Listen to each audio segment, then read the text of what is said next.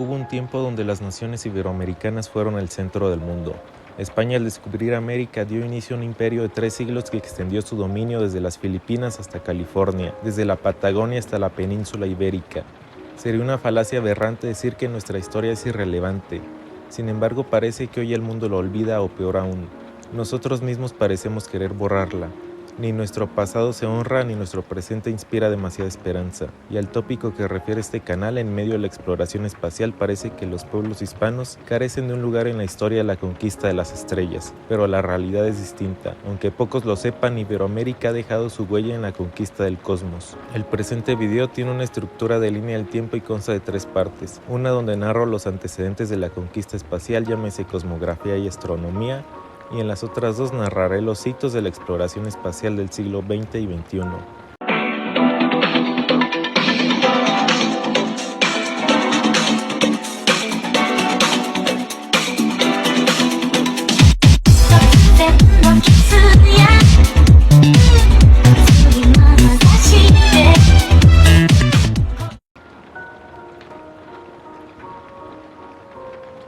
Primero nos remontaremos a Mesoamérica, pues ya 1000 años antes de Cristo las civilizaciones olmeca y zapoteca desarrollaron la observación astronómica.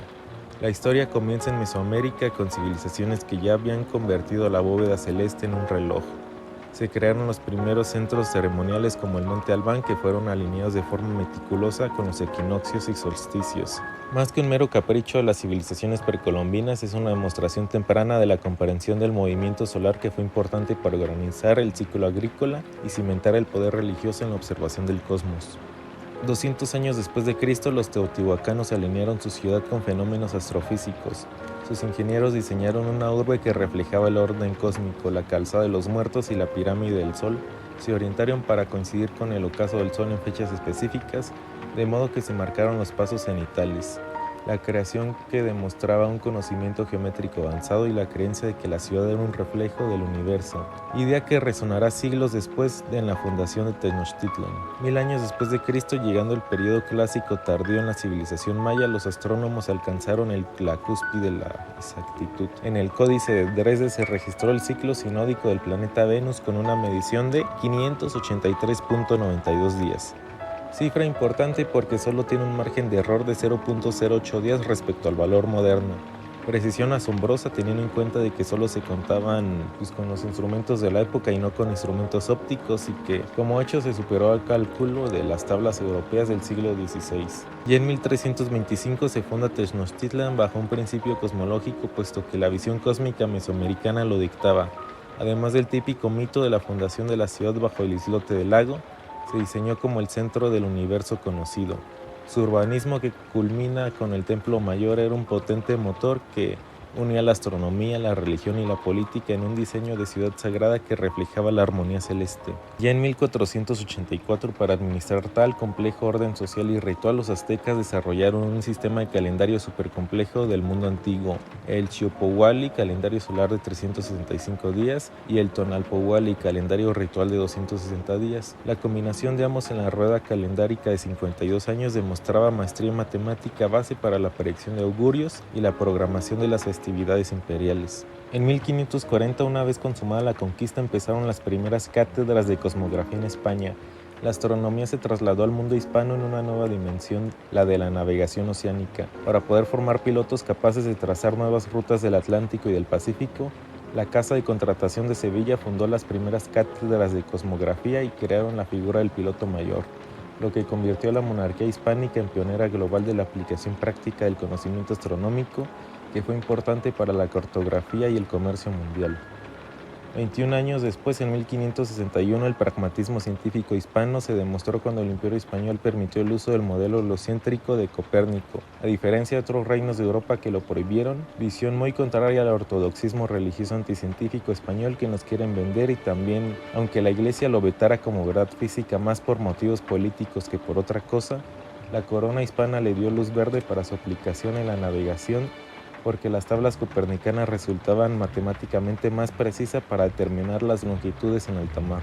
En 1574 España, buscando centralizar el flujo de información náutica y geográfica, creó el puesto de cosmógrafo mayor del Consejo de Indias, figura que se encargó de unificar y estandarizar toda la información astronómica, náutica y cartográfica que provenía de las posesiones americanas, cargo que convirtió al Imperio Español en el mayor centro de datos geográficos celestes del mundo y en una época previa a la existencia de agencias científicas modernas. Ya después, en 1582, hubo una necesidad de estandarizar el tiempo, por lo que España junto a Portugal e Italia aceptaron la reforma astronómica de Clavius y el Papa Gregorio XIII. Al corregir 11 días de desfase solar, el calendario gregoriano estandarizó el tiempo moderno y consolidó la contribución hispana a la metrología del tiempo. Durante esos años, la cosmografía hispana se centró en la innovación técnica. En los puertos ibéricos se perfeccionaron instrumentos para la vida en alta mar como el astrolabio náutico, la ballestilla y el cuadrante y la aguja de marear. Estos avances eran vitales para que los pilotos pudieran medir la latitud y la posición celeste con precisión, permitiendo así la navegación fiable en mar abierto. Entre los años 1560 y 1700, los virreinatos fueron observatorios y cátedras de astronomía. La educación científica se expandía a América, siendo los protagonistas los virreinatos de la Nueva España y del Perú, que fundaron cátedras matemáticas y astronómicas en sus universidades. Aunque aún no eran observatorios modernos, en estos tiempos se enseñaban trigonometría esférica y cosmografía para formar a los futuros pilotos y científicos. Gracias a esto, la enseñanza de la ciencia de vanguardia llegaba a América casi al mismo ritmo que se desarrollaba en las cortes europeas. Otro gran hito ocurrió cuando Carlos de Sigüenza y Góngora estudia el gran cometa de 1680 de la Nueva España. Desde el virreinato, el científico criollo observó este cometa. Fue uno de los primeros en América en interpretar el fenómeno celeste sin superstición, utilizando las matemáticas y la observación directa para refutar las interpretaciones astrológicas, situando a la Nueva España a la par de la revolución científica europea. Como dato adicional, el fenómeno también fue observado en Cádiz, España, por el jesuita Eusebio Francisco Quino, y a su llegada a México en 1681, publicó uno de los primeros tratados científicos impresos por un europeo en el Nuevo Mundo. La exposición astronómica del cometa, que el año de 1680 por los meses de noviembre y diciembre, y este año de 1681 por los meses de enero y febrero, se ha visto en todo el mundo y se le ha observado en la ciudad de Cádiz, libro que fue celebrado por la mismísima Sor Juana Inés de la Cruz en su soneto Aunque es clara la luz del cielo pura. Sor Juana es toda una referente del periodo virreinal y su aporte da para su propio video. Si quieren que lo haga, háganmelo saber en los comentarios. Ya en 1735, Jorge Juan y Antonio de Ulloa participan en la misión geodésica en el Virreinato del Perú. La contribución hispana alcanzó un hito global con la misión geodésica.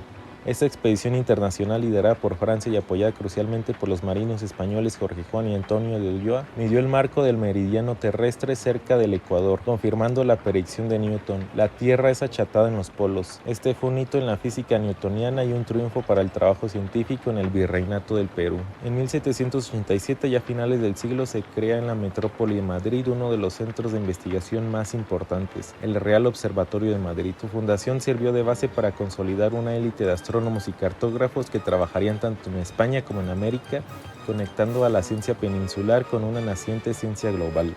3 años después, en 1790, se imprimió en el Virreinato de la Nueva España el primer libro de astronomía en América. La ciencia de la América hispana no se limitó a la enseñanza. Gracias a la impresión de El Compendio Matemático de José Antonio de Azalte, el Virreinato Novohispano publicó uno de los primeros compendios completos de astronomía, física y meteorología del continente.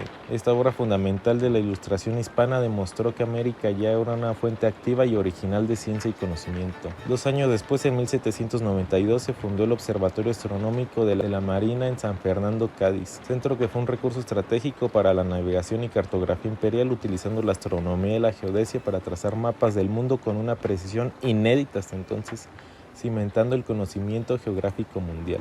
Entre 1803 y 1809, el naturalista prusiano Alejandro de Humboldt realizó un trabajo de campo midiendo latitudes, alturas y campos magnéticos. Además de lo que compete a este video, describe la geografía cósmica del continente. Gracias a su trabajo en el Virreinato de la Nueva España, se convirtió en una de las regiones más estudiadas en el mundo de esa época.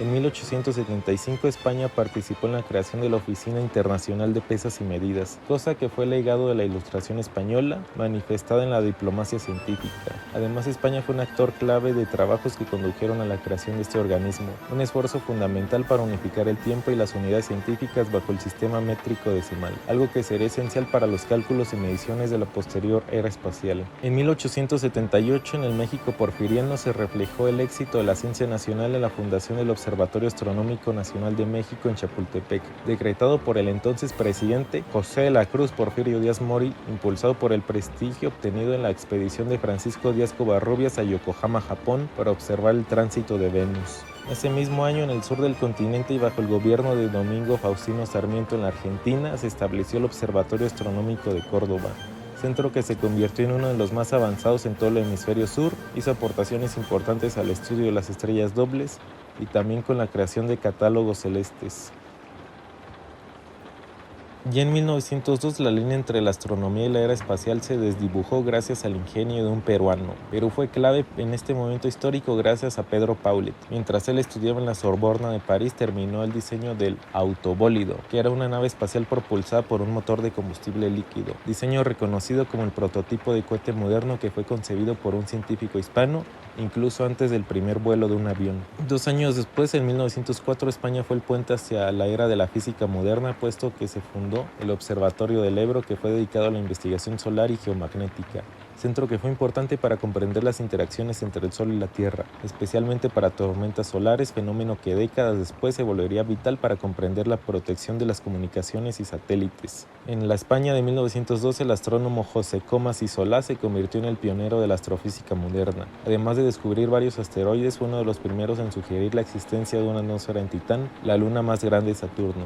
Su trabajo demostró que la astronomía española mantenía su relevancia en investigación fundamental. En 1950, la Argentina, bajo el gobierno de Juan Domingo Perón, fundó la Comisión Nacional de Energía Atómica, pilar que puso en marcha la investigación nuclear y la formación de físicos de alto nivel, antecedente que para 1955 se fundara el Instituto de Balseiro y décadas después se integraron los primeros proyectos espaciales y nucleares del país. En 1957, en el auge de la carrera espacial, España colaboró con la NASA instalando estaciones de seguimiento de satélites, de modo que este hecho convirtió la península ibérica en un lugar estratégico de red global de rastreo, lo que se tradujo en haber proporcionado datos vitales para las primeras misiones espaciales norteamericanas y luego con el programa Apolo. En 1960, ya entrados bien en la carrera espacial, Argentina lanzó su Plan Espacial Nacional, que fue uno de los primeros en América Hispana. La Fuerza Aérea comenzó con el desarrollo de cohetes sonda como los Canopus y Orion, demostrando una capacidad tecnológica incipiente que alcanzaría altitudes suborbitales de más de 100 kilómetros. Adentrándonos en la lusofonía, en 1961 Brasil institucionalizó su ambición espacial con la fundación del Instituto de Pesquisas Espaciales, el INPE. Este centro se consolidaba como el mayor polo de investigación espacial de América Latina, enfocando sus esfuerzos en meteorología, desarrollo de satélites e ingeniería espacial. El siguiente año, en 1962, México hizo lo suyo y creó su primera agencia espacial llamada la Comisión Nacional del Espacio Exterior, y su operación fue limitada por los recursos modestos, pero pudo sentar las bases institucionales que tras el alunizaje del Apolo 11 en 1969 serviría como impulso al gobierno mexicano y otras naciones hispanas a invertir más en sus programas. Para desarrollar científicamente a México se fundó el Instituto de Astronomía de la UNAM en 1967. Este centro surgió a partir del histórico Observatorio Astronómico Nacional, consolidando a la UNAM como la institución de la investigación astronómica más importante y prolífica del país. El gran regreso de España como potencia científica y tecnológica se marcó con el convenio fundacional de la Agencia Espacial Europea en 1975, donde firmó el convenio de integración de esta institución. Aunque en 1979 se adhirió formalmente, desde entonces España se volvió un socio clave, participando en todas las misiones clave de la Agencia Espacial Europea, desde Rosetta y Mars Express hasta la cartografía estelar de Gaia, asegurando una presencia continua en la exploración espacial. En 1980, el cubano Arnaldo Yamayo Méndez se convirtió en el primer latinoamericano, el primer hispanohablante y el primer afrodescendiente en viajar al espacio. Su participación en la estación orbital Salyut 6, realizando experimentos biológicos y con materiales, fue un triunfo para toda la región. Ese mismo año, en Uruguay, Julio Ángel Fernández hizo una hipótesis donde proponía que los cometas de un periodo corto venían de una región más allá de Neptuno, cosa que fue confirmada en 1992. Aunque la región se popularizó como el cinturón de Kuiper, Fue Fernández quien explicó su dinámica real, transformando el conocimiento sobre la distribución de objetos en el sistema solar exterior.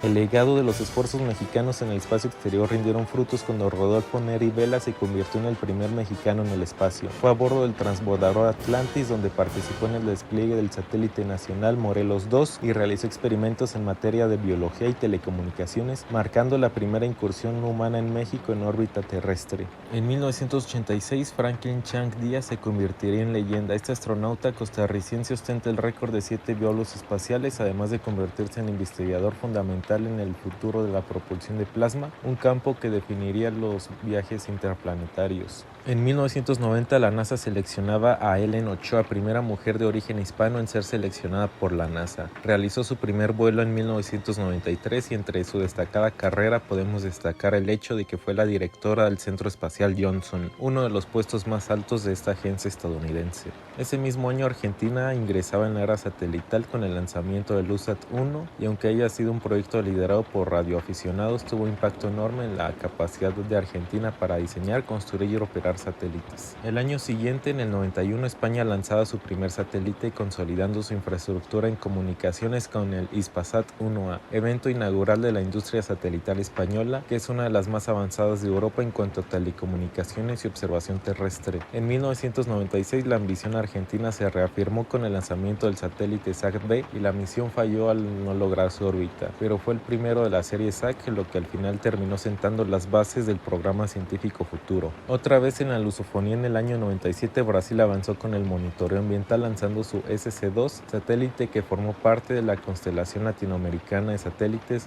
dedicada a la meteorología y la recolección de datos ambientales, importante para la gestión de su vasto territorio.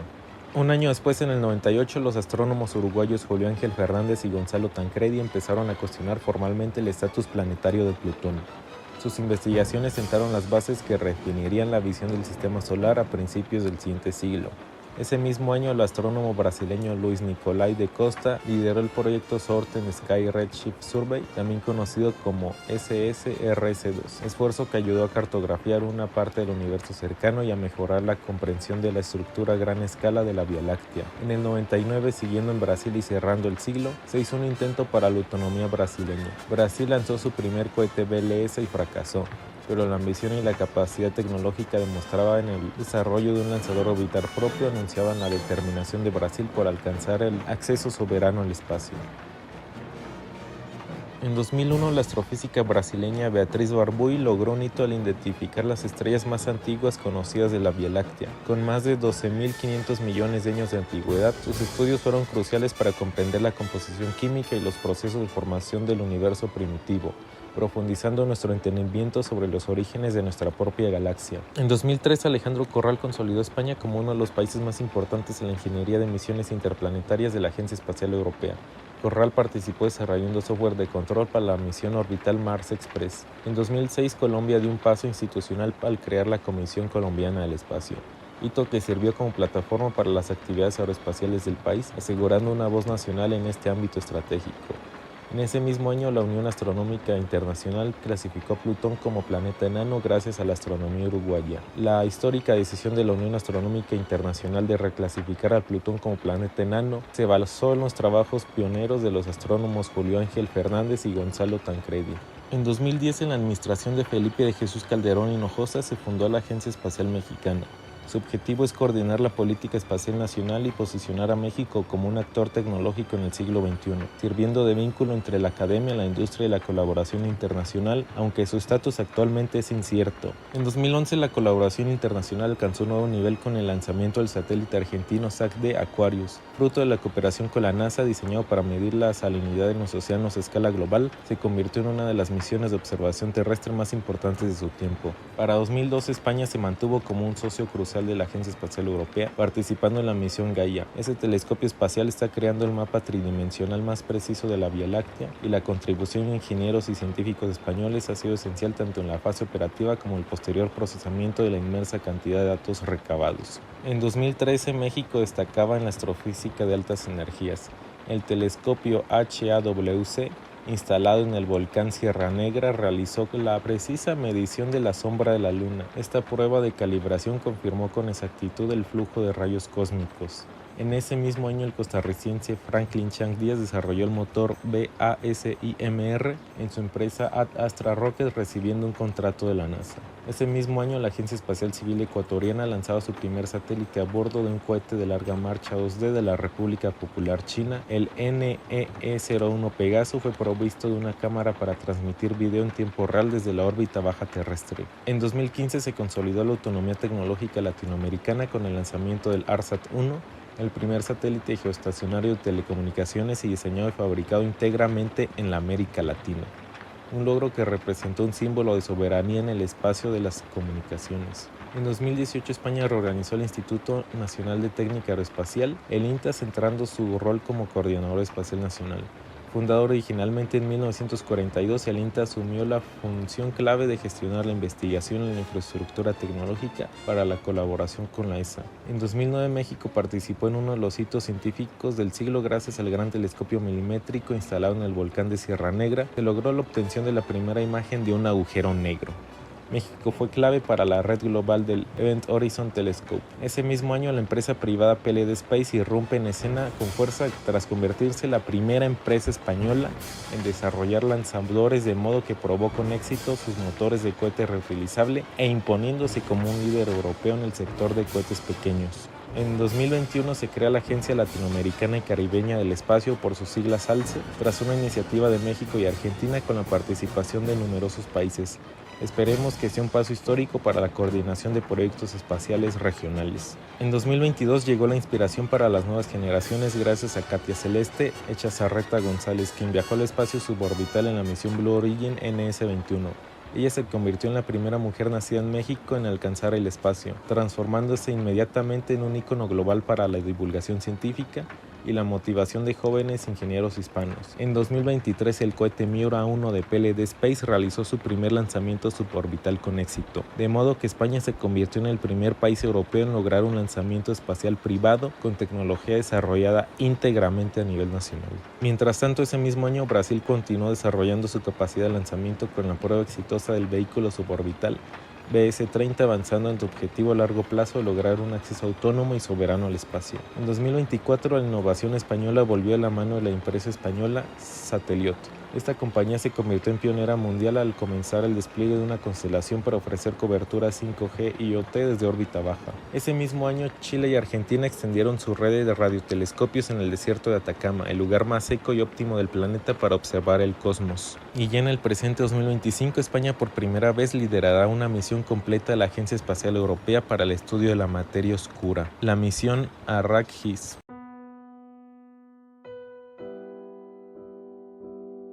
Antes de concluir este video, en el borrador de este guión había hecho un auténtico manifiesto sobre mi postura de la hispanidad. Me dejé llevar un poco y cuando me di cuenta ya me había salido completamente el tópico de este canal. Así que si te interesa mi postura respecto a este tema, te dejo en la descripción o en los comentarios mi link de mi Substack, una especie de red social tipo Wattpad donde me dedicaré a escribir muy esporádicamente. Y ahora sí, cerrando este video, la verdad, antes de la investigación para empezar a elaborar este video, no sabía que había tantos aportes de las naciones de habla hispana en la exploración del espacio. Pensé erróneamente que los que existían eran casos aislados uno del otro, pero gracias a esta línea del tiempo pude ver que no. Desde las grandes civilizaciones mesoamericanas hasta PLD Space hemos apuntado siempre a las estrellas. Además, esto me puso a reflexionar sobre nuestra propia identidad. A veces y más veces en América miramos al espacio como algo ajeno, herencia de otras potencias, mientras negamos nuestra propia capacidad. Tal vez por nuestra versión de la historia que nos encasilla como los eternos perdedores de la conquista, y en España se mira a Europa olvidando el potencial único de su vínculo transatlántico. Estos logros nos demuestran que la herencia hispana en toda su complejidad y contradicciones es sinónimo de innovación y ambición. Nuestra fuerza se encontrará en integrarnos sin rencores ni exclusiones para construir un futuro que, como en el pasado los heroicos navegantes decían plus ultra, y ahora como en estos proyectos espaciales también se mira hacia adelante.